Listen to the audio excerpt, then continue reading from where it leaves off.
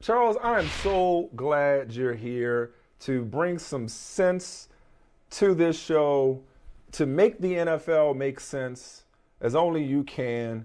Because more so than usual so far, Michael and I have been all over the place, which is pretty representative of the state of the National Football League, is it not? So let's start with arguably the story of yesterday, or the individual story from yesterday, which is Jonathan Taylor's 5 touchdown performance Wow. against Buffalo. It's probably pointless, but fun nonetheless. At this point, would he be your MVP frontrunner? And if not, who is?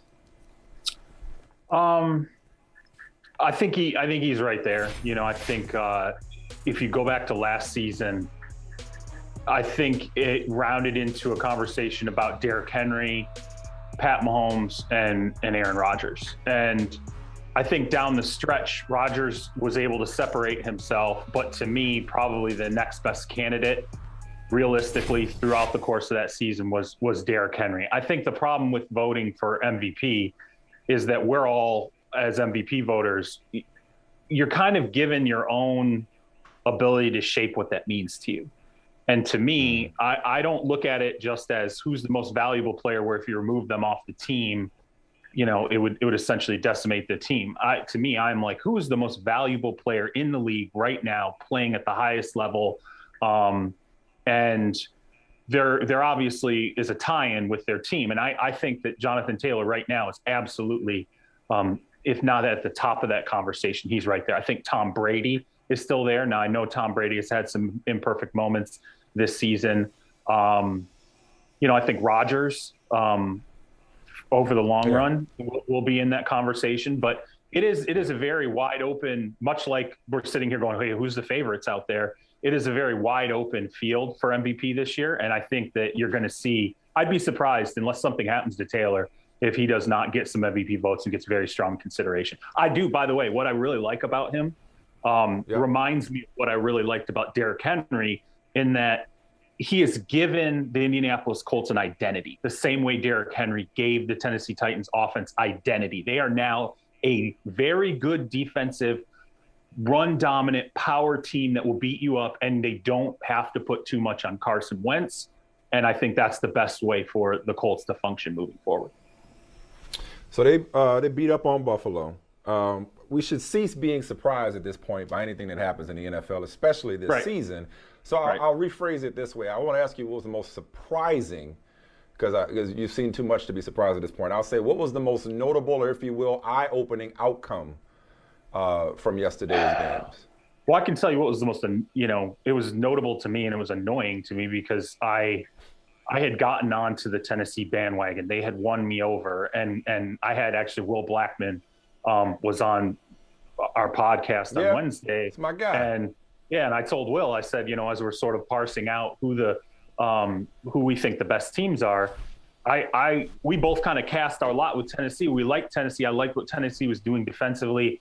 Bud, I think it was before Bud Dupree was headed to IR, which I knew was going to be problematic. Obviously, Julio's on IR. They're banged up. But to me, I felt like their identity had a lot to do with Mike Vrabel being prepared. And I told Will on the show, you know what I really like about them?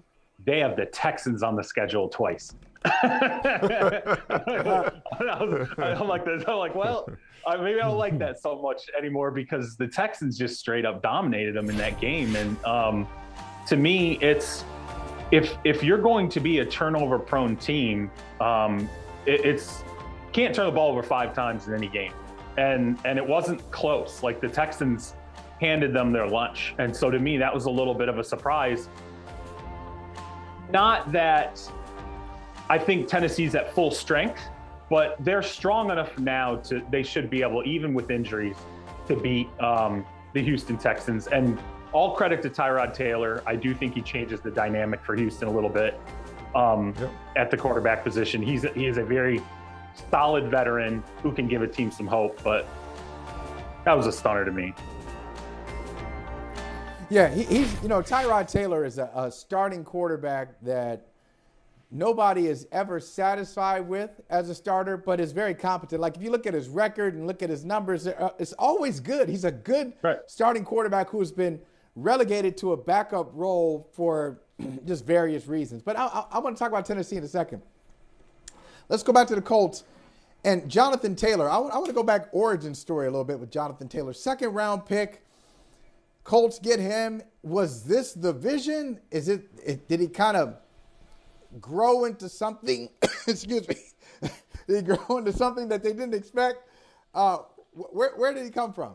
Essentially, ball security issues. Didn't he have ball security issues coming out of Wisconsin? Fumbling. Where did this come from? Yeah. He was a fumbler, but let's remember when he was at Wisconsin, I think he had 6,000 yards rushing in like 3 seasons. Crazy. It was kind of, it was like, this is who he is. And I went to Michigan State. Okay, I was there when Ron Dane was beating the brakes off of. Don't Nick admit Saban. that. Don't admit that publicly. And, I know. I know. No. But you know what? Hey, listen. Don't tell anybody. We're talking pro football. We're talking NFL football in this segment. Listen. I was in on Mel Tucker last week. I'm gonna stay in on him this week. I'm in the stock market. I know how it is to be at the lowest of lows. You just got to hang on. But look, I remember. But this is Wisconsin. Wisconsin has produced heavy carry running backs. And I always go back and I think about Ron Dane. But this is Taylor is what he is now is what people envisioned. It was just he had ball security issues. He had fumbling issues. He had fumbling issues when he got into the NFL. And he's cleaned that up. Now, so to me, it's the idea that there was never an idea that you couldn't streamline an offense through him. And if that Colts offensive line were to be fully healthy, that is what you would want to do. You would want to have a heavy carry, dominant running back running behind Quentin Nelson, who obviously we know is banged up right now. But the point was when he was drafted, it was, hey, we got a line to do this right now. We can have a guy it can be a consistent 1,600 yard running back for us. Well, it turns out he could be a 2,000 yard running back for you as long as that can last. But I also think, again, and going back to Wentz, some of this is also necessitated by Wentz. Wentz is not going to be a quarterback who you want to roll out there and say, throw it 40 times a game. Because if you do that, he's going to throw 7 or 8 that are really iffy. He's going to make some really iffy decisions, and you're going to turn the ball over. I think, they've come to realize Carson Wentz is what he is. He can be an adequate quarterback for us, but he has to be supported by a very strong running game and then a defense, which, by the way, the defense has talent on it. We knew that. We knew that coming into the season they had talent. So I don't think there's any question in my mind that there was some design to this, that we can be a defensive team and a ball-dominant running team.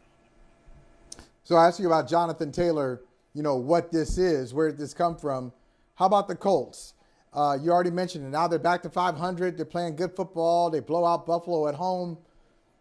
What's their ceiling? Are we talking about a team that can really do some damage in the playoffs, or is it, hey, they can get into the wild card like they did last year, and then they'll probably fizzle?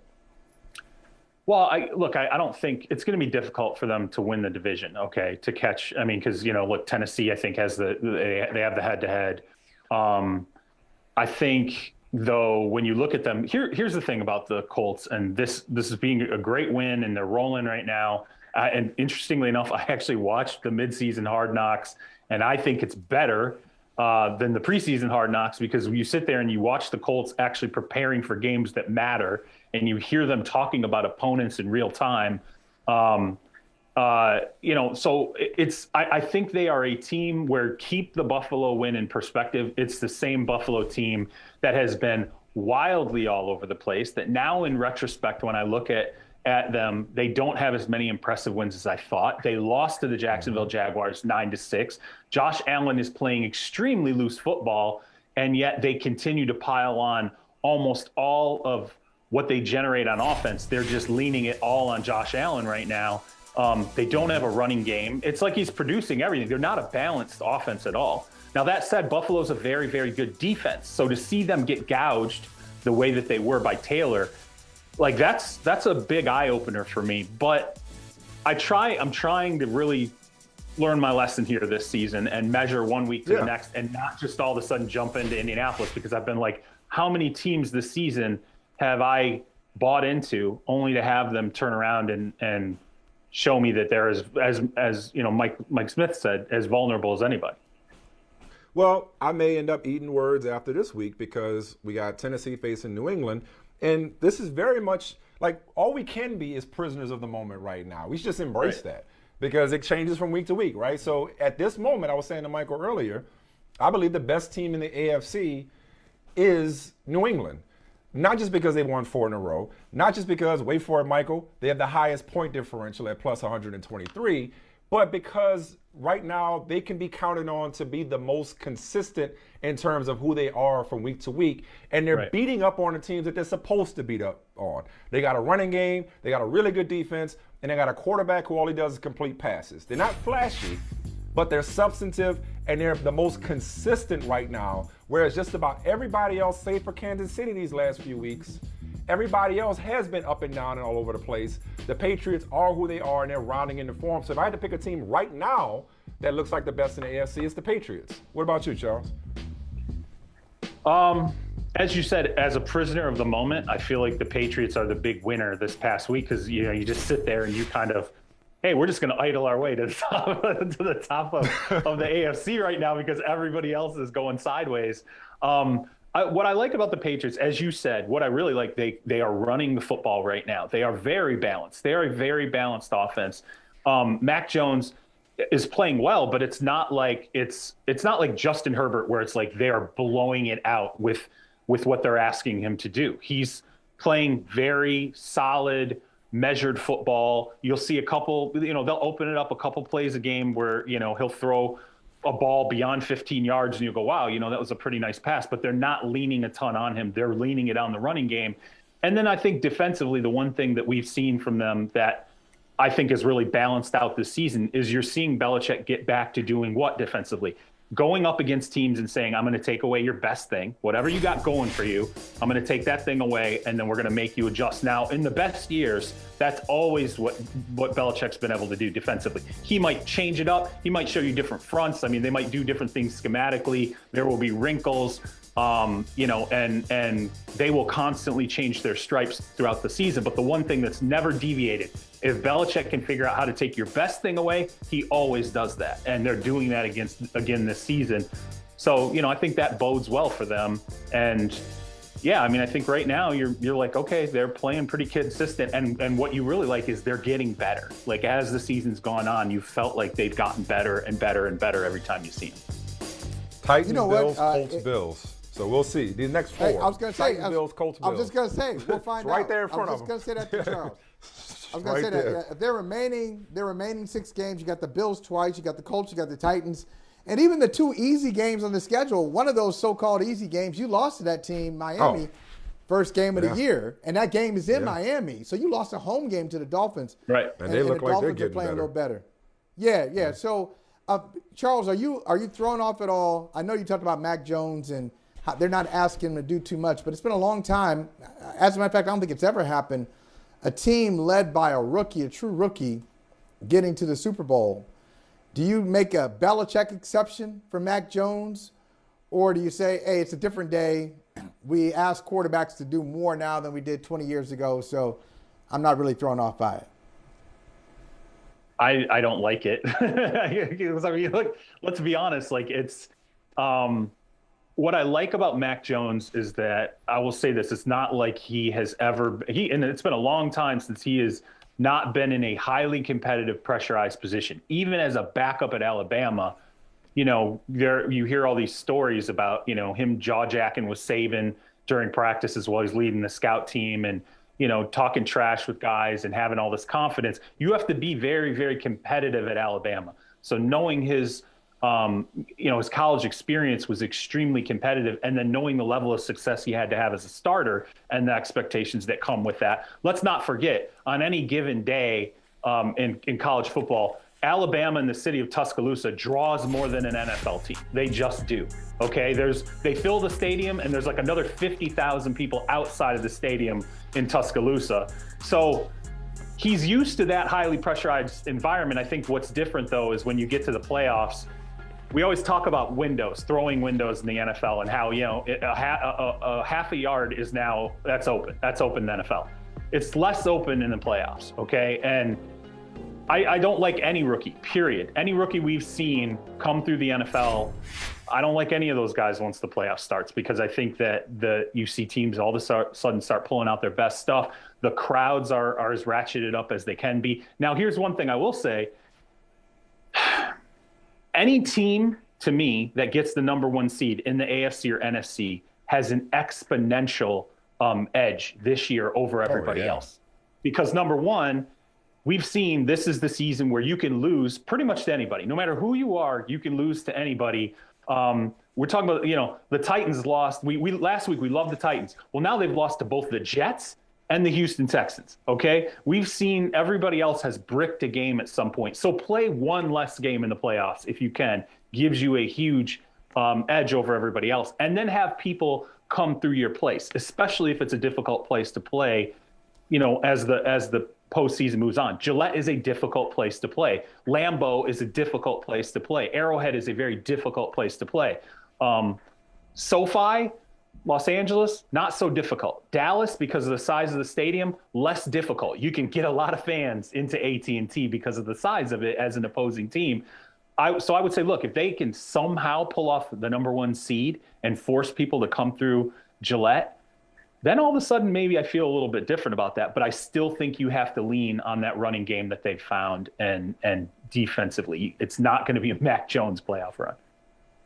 We're going to lean on you some more, Charles, as we usually do on Mondays after we take this quick break. I was thinking, though, man, everything is how you phrase it and how you say it. You know what the safe thing is for us to say right now? It's not who's the best team. It's like who's playing the best football. Because that makes it feel a little more narrow to this moment as opposed to some grand proclamation of how it'll be 7-8 weeks from now. So we'll do that maybe with the NFC on the other side. But go ahead and make this last point before we go to break. Real quick before we go to break, apply the lessons of 2020. Because in 2020, at this point in the season, we were kind of out on Tampa Bay. We're like, maybe not. Like, we didn't know how we felt about Tampa Bay. But then when it came December and January, who was playing the best football? It was Tampa. Just follow that lesson. We should know it well by now. Advice. But as you said earlier, this might be one of the best seasons we've seen in recent memory. I remember you called that very early in the season, Charles. And all these, I think it's 23 games decided with the game-winning score on the final play. That's the most we've seen since the merger. So you were on that early. This season is unlike any other, even though we should know not any given Sunday, but every given Sunday.